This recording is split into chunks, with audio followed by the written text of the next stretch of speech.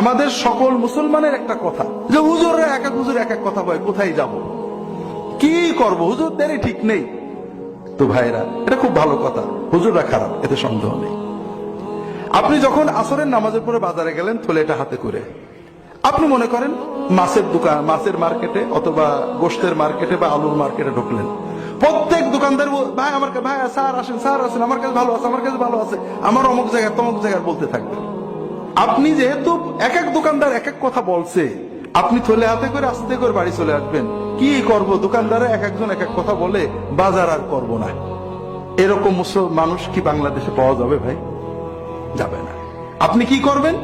যে যাই বলুক, আপনি প্রথমত দোকানদার চয়েস করবেন যে কোন দোকানে ঢুকবেন।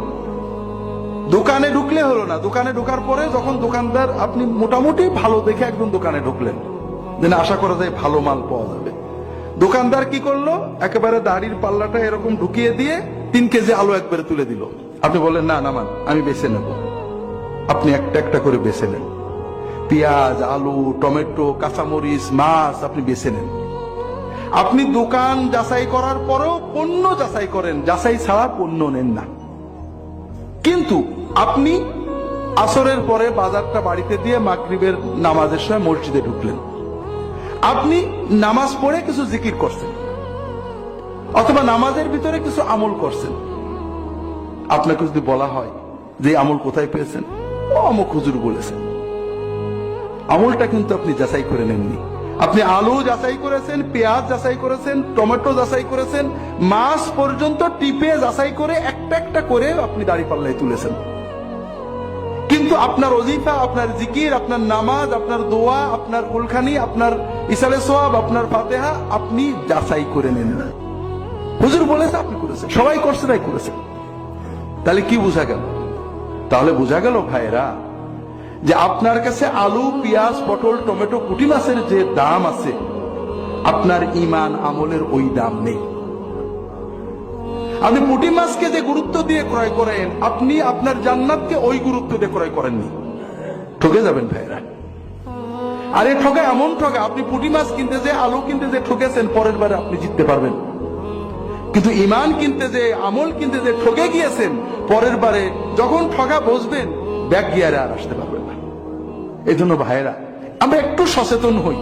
আল্লাহ রসুল সাথে আমাদেরকে সচেতন, আল্লাহ কোরআনে বলেছেন, আল্লাযীনা ইয়াসতামিউনাল কাওলা ফায়াত্তাবিউনা আহসানা, যারা কথা শোনে, শুনেই মানে না, শোনার পরে যাচাই করে ভালো কথাগুলো মানে।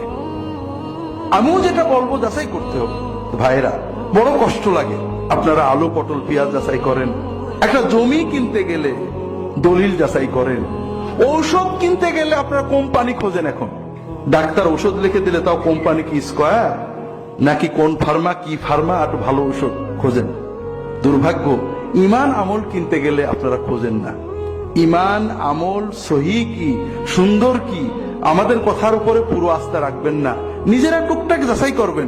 যাচাই করার মাধ্যমে, হ্যাঁ, আপনি যখন 5 বার এক ডাক্তারের কাছে চিকিৎসা করাবেন, 5 বার এক দোকান থেকে মাল কিনবেন, যখন দেখবেন যে না মানের মাল দেয়, আপনি 10টা যাচাই করবেন, 2টো যাচাই ছাড়াও নিতে পারবেন।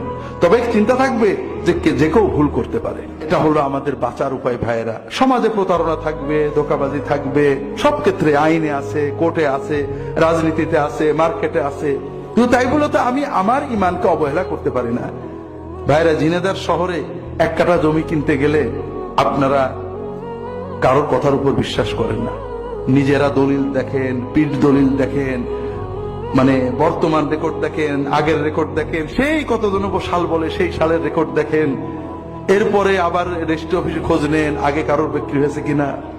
2 লাখ টাকা, 5 লাখ টাকা, এই 5 লাখ টাকা দেওয়ার আগে আপনি কত যাচাই করেন, নিজে যাচাই করেন, উকিল দিয়ে যাচাই করেন, আবার নিজেও দেখেন, ভালো করে বোঝার চেষ্টা করেন, 2-4 জনকে দিয়ে যাচাই করেন। কিন্তু ভাইরা, জান্নাতের 1 কাঠা জমি কেনার জন্য কোনো যাচাই না করে মানুষদের হাতে ঈমানটা তুলে দেন। এতে বোঝা যায় যে জান্নাত আপনার কাছে দাম নেই। দুনিয়ার 1 কাঠা জমির যে দাম, জান্নাতের 1 কাঠা জমির আপনি সেই দাম দেন না। আর আপনি গোড়াতেই যেহেতু অবহেলা করেছেন, ঠকার সম্ভাবনা খুবই বেশি। দুনিয়ায় আপনাকে 1 কাঠা জমি বেচে যে ঠকাতে চায়, আর জান্নাতের জমির নামে আপনাকে যে জাহান্নামে নিতে চায়, এই 2 জনের ভিতরে শক্তিশালী বুদ্ধিমান বেশি হলো যে আপনাকে জান্নাতের নামে জাহান্নামে নিতে চায়। বড় বড় দুশ্মন। ইন্নাশ শাইতানা লাকুম আদুউম মুবিন, সবচেয়ে বড় দুশ্মন, যে 24 ঘন্টা তার লক্ষ লক্ষ অনুসারীদেরকে নিয়ে আমাদেরকে জাহান্নামে নেওয়ার জন্য চেষ্টা করছে। এমন তো নয় যে আল্লাহ তাআলা আমাদেরকে হাওয়ার উপর ছেড়ে দিয়েছেন। আমার সামনে বাঁচার অবলম্বন রয়েছে, কোরআন রয়েছে, রাসূলুল্লাহ সাল্লাল্লাহু আলাইহি ওয়াসাল্লামের সুন্নাহ রয়েছে।